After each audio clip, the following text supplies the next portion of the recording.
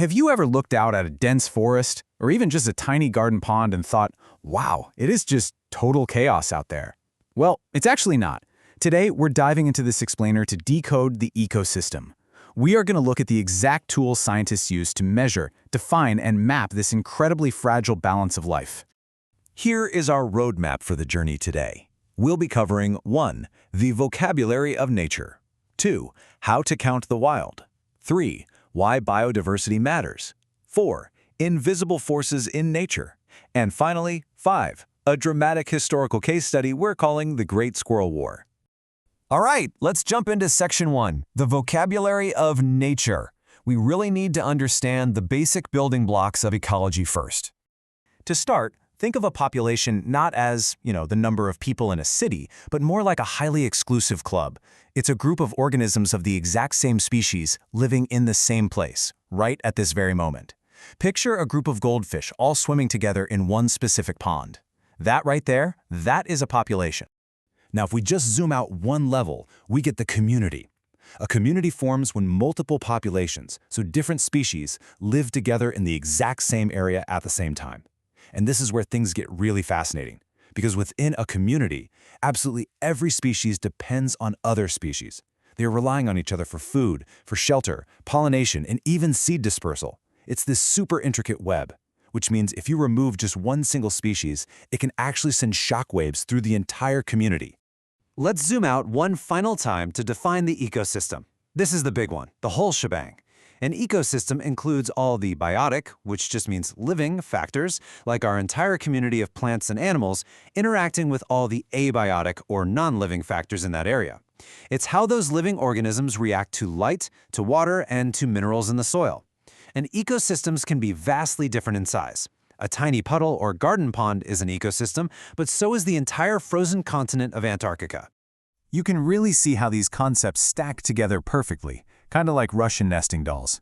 We go from a single individual fish up to a population of goldfish, and then up to a thriving community when we add in crabs and aquatic plants. Finally, at the very bottom, we reach the full ecosystem, where that living community reacts to its non-living environment, stuff like the rocks, the water currents, and the sunlight. Moving right along to Section 2, How to Count the Wild. This is where we get into the practical, on-the-ground math of ecology. So this begs a really practical question. How on earth do you count every single blade of grass or every single dandelion in a massive field without completely losing your mind? You definitely can't just send an intern out there to count them one by one. It's literally an impossible task. Scientists needed a clever shortcut to measure species distribution and abundance accurately without spending their entire lives staring at one field. Enter a beautifully simple, totally ingenious tool, the quadrat.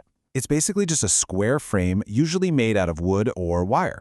They come in a few different standard sizes, like a quarter of a square meter or a full square meter.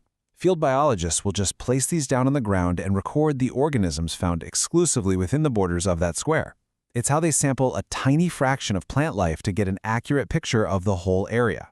Now, to avoid human bias, like say just tossing the frame where you see the most flowers, scientists use a super strict three-step process. First, they lay out a survey area using 2 tape measures to create a giant invisible grid.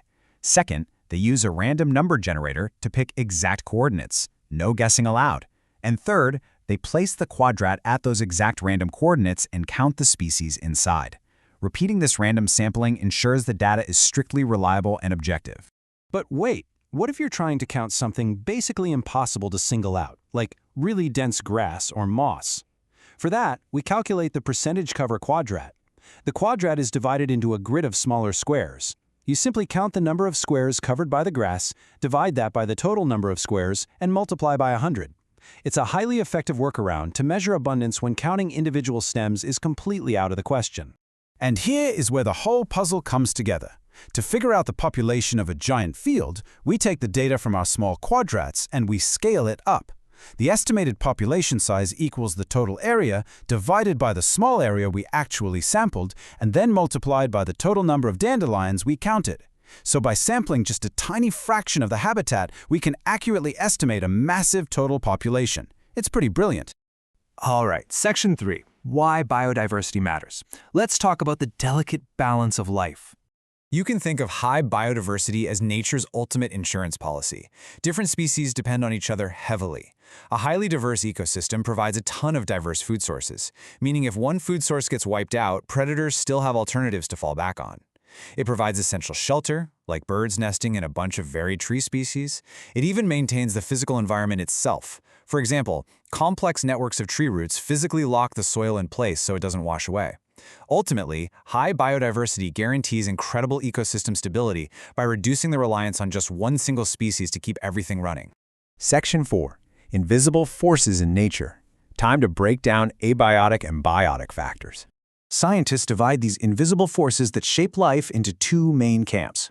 On one side, we have abiotic factors. These are the non-living environmental conditions, stuff like light intensity, available water, the pH level of the soil, and temperature. On the other side, we have biotic factors.